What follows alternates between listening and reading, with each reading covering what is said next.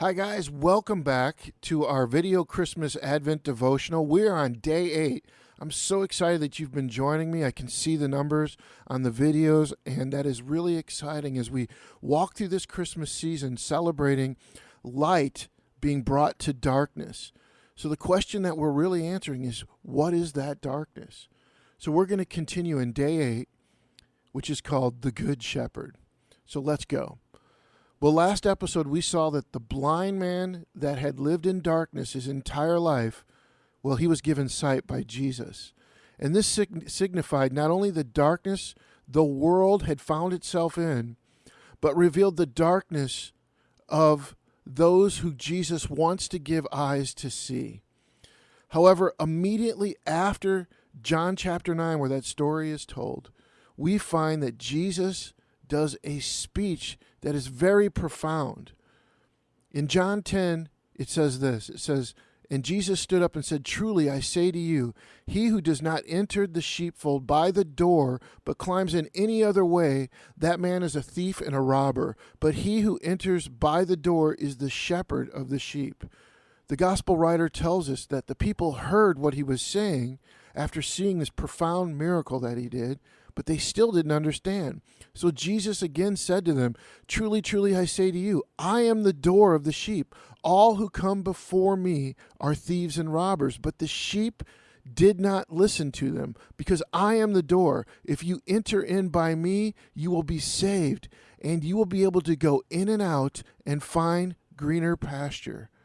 The thief comes to steal, kill, and destroy. I came that there may be life and life abundantly." So what is Jesus trying to tell us? Well, first he's trying to say that he is the door to life and life abundantly. And that has several meanings, meaning that he is the only true way to live life, and he is the one that provides that life. It is something that only he can give.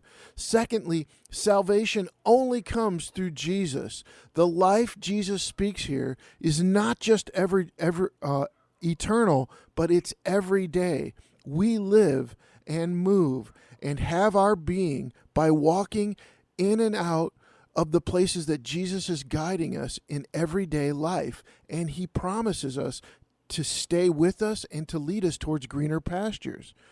But why is Jesus talking about this sort of metaphor after the story of the blind man who was healed? Well, the book of Ezekiel tells us that there was a prophecy. And so let's read that prophecy, and I think things will become more clear. Ezekiel 34, 1 through 6 says, "The word of the Lord came to me, Son of man, prophesy against the shepherds of Israel." The shepherds of Israel would be like the pastors or the priests of their day. It says, "Prophesy and say to them, even to those priests and shepherds, thus says the Lord, the shepherds of Israel who have been feeding themselves. Should not you shepherds feed the sheep? But you eat the fat. You clothe yourselves with wool. You slaughter the fat cows and eat, and you do not feed the sheep, those who I've called you to. The weak have not been strengthened, the sick have not been healed, the injured have not been bound up. The strayed you have not brought back, the lost you have not sought, and with force and harshness you have ruled over them. So they were scattered because there were no shepherds, and they became food for all the wild beasts in the field. My sheep were scattered. They wandered all over the mountains and on every high hill. My sheep were scattered all over the face of the earth, with none to search and seek for them."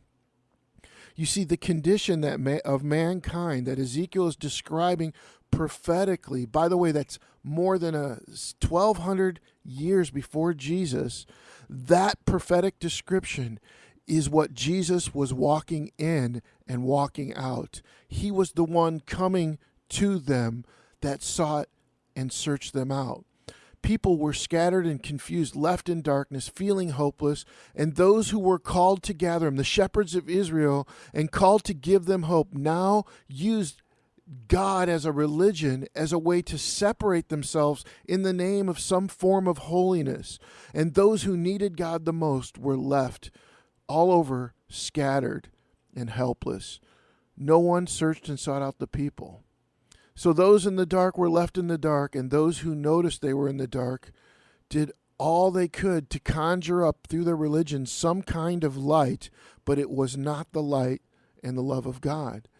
But Jesus, even seeing this, he directly speaks to this, and he says, all those who come before me are thieves and robbers. And he said, the thief comes to kill and destroy. So what does that mean? Part of the darkness that mankind finds himself is not just evil people doing evil deeds. It is the good deeds we try to accomplish as sinners to justify our own goodness, even through religion. Ezekiel tells us of such justification. He says, should not shepherds feed the sheep, but instead you eat, you clothe yourselves, you take care of yourselves and leave the sheep to fend for themselves. See, the idea here is that man creates his own doors of salvation, created by the works of his own goodness, something that could never mend the heart or take us or give us the salvation that only God can give.